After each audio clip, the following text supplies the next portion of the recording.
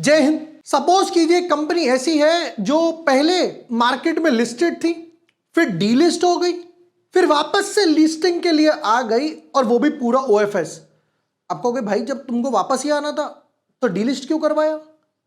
माजरा क्या है सब समझते हैं।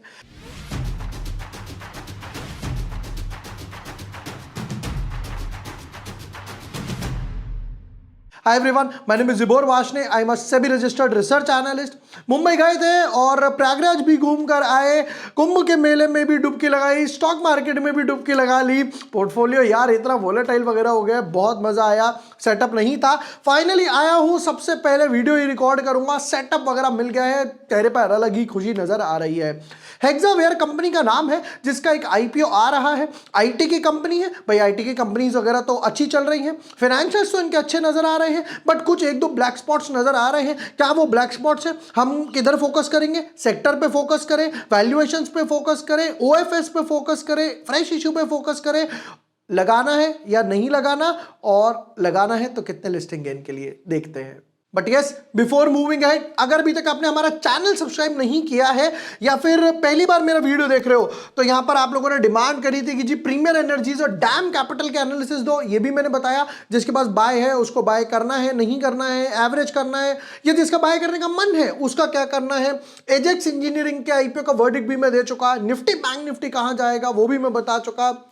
अगर आईपीओ टेबल की बात करें तो यहां पर इस टाइम पर लास्ट जो नजर आ रहा है वो एजेक्स समझ आ रहा है, हेक्सावेयर आ रहा है, क्वालिटी पावर आ रहा है। अब प्रॉब्लम क्या आ रही है, यहां से यहां के बीच सैटरडे संडे वगैरह पड़ेगा, मोस्टली इसके फंड जिसके लिए फ्री होंगे। बट यहां लिखा है 10 से 12, तो फंड्स कब फ्री होंगे? जब ये 12 से 14, मतलब एक बंद होगा एक ओपन होगा। अब 12 से लेकर 14 तक लिखा है, तो क्या फंड्स फ्री होंगे या नहीं होंगे वो भी देख लेते हैं। पहले एक काम करते हैं, मैं एजेक्स का ही यहां पर आपके लिए लगा देता हूं। देखो यहां पर क्या लिखा हुआ है, अब एक चीज आ रही है। एजेक्स वाला कहता है कि भाई बेसिस ऑफ अलॉटमेंट 13 तारीख को आएगा और 14 तारीख को रिफंड और शेयर्स आएंगे। अब अगर 14 को आ गए तो आप यूज कर पाओगे, अगर नहीं आए तो फंड अटक जाएंगे, इसलिए थोड़ा सा सेफ्टी ऑफ मार्जिन लेकर चलना पड़ेगा। मोस्ट ऑफ केसेस में हमने देखा 15-15, 20-20 दिन भी लग जाते हैं कई बार। हेक्सावेयर शुरू करते हैं। Incorporated in 1992, Hexaware Tech Limited is engaged in the business of global digital and technology services with artificial intelligence. AI जोड़ दो, बढ़िया है यार, क्या टेंशन है। चलो, the company uses technology to offer innovative solutions, integrating AI to help customers adapt innovative and improve in the AI driven। आजकल तो भैया सब कुछ AI वगैरह पे ही चल रहा है, ठीक है। फिर उसके बाद कहते हैं डिलीवरी सेंटर्स वगैरह कहां पर है? चेन्नई, पुणे, बेंगलुरु, नोएडा, ये पास में, and Sri Lanka. It plans expansion into tyre 2 cities and aims to open new centers in Ahmedabad. अब एक चीज देखना, it plans expansion into tyre 2 cities। Company का प्लान है कि वो टायर 2 cities में जाएं और न्यू सेंटर्स वगैरह ओपन करें। अहमदाबाद हो गया, राइट, और टायर 2 cities वगैरह हो गए, गाजियाबाद वगैरह, etcetera etcetera. Global delivery presence है 39 सेंटर्स वगैरह और 16 ऑफिसेज वगैरह के थ्रू। तो आईटी सर्विसेज देते हैं, जैसे डिजाइन एंड बिल्ड हो गया, सिक्योर एंड रन हो गया, सेफ्टी हो गया, data AI optimise, cloud services वगैरह भी देते हैं। एज ऑफ नाउ देख के अच्छा लग रहा है, बट हर चमकती चीज सोना नहीं होती, ठीक है। समझते हैं नेक्स्ट किस इंपॉर्टेंट डेट्स पर लेकर आ रहे हो। आईपीओ ओपन होगा 12 तारीख को, आईपीओ क्लोज होगा 14 को, सैटरडे संडे 17 तारीख को अलॉटमेंट आएगी, 18 तारीख को रिफंड्स और शेयर्स, और 19 तारीख को लिस्टिंग होने वाली है।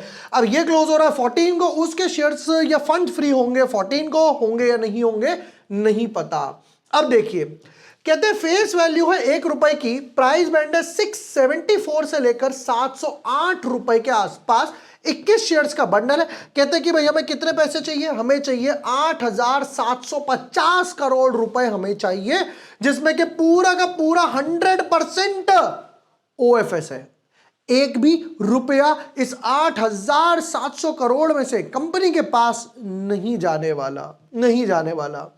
अब एक चीज और समझ लेते हैं, जो मैंने आपको स्टार्टिंग में बताया कि भाई ये लिस्टेड थी। देखिए यहां पर आते हैं हेक्सावेयर डीलिस्टेड प्राइस, तो ये क्या बोलते हैं यहां पर, हेक्सावेयर डीलिस्टेड इन 2020 एट 475। ये 475 पे ऑलरेडी डीलिस्ट हो चुका है।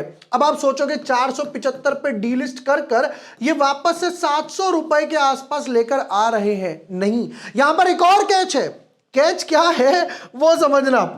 ये जो आप 475 का रेट देख रहे हो, ये है फेस वैल्यू 2 रुपए पे, और आपने जो 700 रुपए का रेट देखा है वो फेस वैल्यू 1 रुपीज पर है, राइट। तो यहां पर अगर मैं इसको इक्विवेलेंट करता हूं, अगर मैं इसको हाफ भी कर देता हूं, तो यहां पर फेस वैल्यू 2 रुपए के हिसाब से रेट हो गया 1400 रुपए। मतलब 475 रुपए पर डीलिस्ट करके 1400 रुपए के आसपास आप लिस्ट करवा रहे हो 5 साल बाद, जबकि रेवेन्यू सिर्फ 12% से ग्रो करा, आपका शेयर प्राइस आपने 20-30% से ग्रो कर दिया। इनफैक्ट मोर देन दैट यहां पर यह चीज नजर आ रही है। चलिए, जो भी कंपनी ने करा कुछ सोच के ही करा होगा, इन्वेस्टर्स का भला ही करा होगा। QI भी आएगा 50% के आसपास, रिटेल आएगा 35 के आसपास, HNI आएगा 15% के आसपास। ठीक है, अब चलते हैं नेक्स्ट पार्ट पर। एक एक लॉट साइज भी देख ही लेते हैं फटाफट से, फिर जाएंगे इसके फाइनेंशियल्स पे। तो कहते हैं जी एक लॉट अगर आपको अप्लाई करना है 14,868 के आसपास आएगा, और HNI कैटेगरी में जाओगे तो 2 लाख से ऊपर एप्लीकेशन है। 14 लॉट्स है। ये जो HNI, big HNI, small HNI है, इनमें कोई लॉक इन पीरियड वगैरह नहीं रहता है, कोई लॉक इन नहीं है। नेक्स्ट, प्रमोटर होल्डिंग 95, क्योंकि डीलिस्टिंग के टाइम सारा प्रमोटर ने बाय बैक कर लिया। चलिए वापस आते हैं अब इसके फाइनेंशियल्स पे।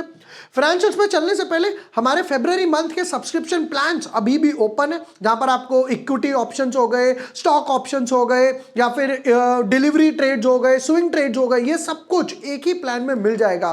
जनवरी मंथ में हमने 6 ऑप्शन ट्रेड्स पोस्ट करे थे, जिसमें से सिर्फ एक में लॉस आया, 5 में हम लोगों ने प्रॉफिट निकाला। Bank Nifty 4 times pair trade देकर गया, निफ्टी का पेयर ट्रेड 50-60% के आसपास गेन्स वगैरह देकर गया, तो HCL टेक हो गया। तो ये सब कुछ आपको एक ही प्लान में मिल जाएगा, जिसका लिंक मैं आपको डिस्क्रिप्शन और पिन कमेंट में दे रहा हूं। अब अभी वहां जाइए, रजिस्टर कीजिए। जैसे आप वहां पर रजिस्टर करेंगे, अपना व्हाट्सएप नंबर डालेंगे, टीम आपको सामने से पेमेंट कंफर्मेशन भेजेगी और हमारी व्हाट्सएप कम्युनिटी में ऐड कर देगी, जहां पे आपको सारे एनालिसिस, कॉल्स, लेवल्स वगैरह सब कुछ, जहां पे शेयर होल्डर कोट आने वाला है, एक ही प्लान में मिल जाएगा।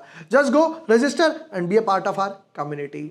वापस आते हैं, इसके फाइनेंशियल्स क्या बोलते हैं देखते हैं भाई। कुछ फाइनेंशियल्स में दिखा तो रहे 12% के आसपास ग्रोथ है, तो क्या 12% की ग्रोथ है, नहीं है, फिर इसके कंप्यूटर्स वगैरह देखेंगे। अच्छा, अब यहां पर एक और झोल है।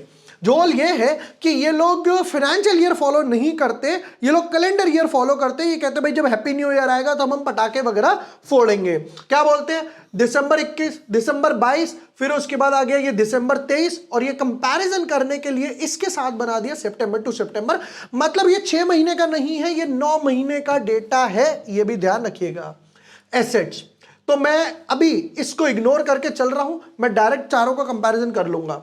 56, 65, 72 और 9 महीने में 85, तो एसेट्स में तो एक डेफिनेटली अच्छी ग्रोथ है। रेवेन्यू, इसको फिर हटाते हैं, रेवेन्यू 72, 93, 10,000 और अभी 8800 के आसपास है, तो डेफिनेटली कहीं 11-12 हजार तक पहुंच जाएगा। प्रॉफिट आफ्टर टैक्स पर आते हैं। कहते हैं जी 748 करोड़ का प्रॉफिट हुआ, 884 का हुआ, मार्जिन्स में हल्का सा डिप आया, फिर वापस से 997 और 853 मार्जिन्स वापस से पिकअप होना शुरू हो गए। एक अच्छी बात है कि कंपनी डेट फ्री है, एसेट्स ग्रो हो रहे हैं, रेवेन्यू ग्रोथ हो रहा है, and in fact most probably company profit में, debt free. In fact IT company जितनी होती है डेट फ्री वगैरह ही रहती है।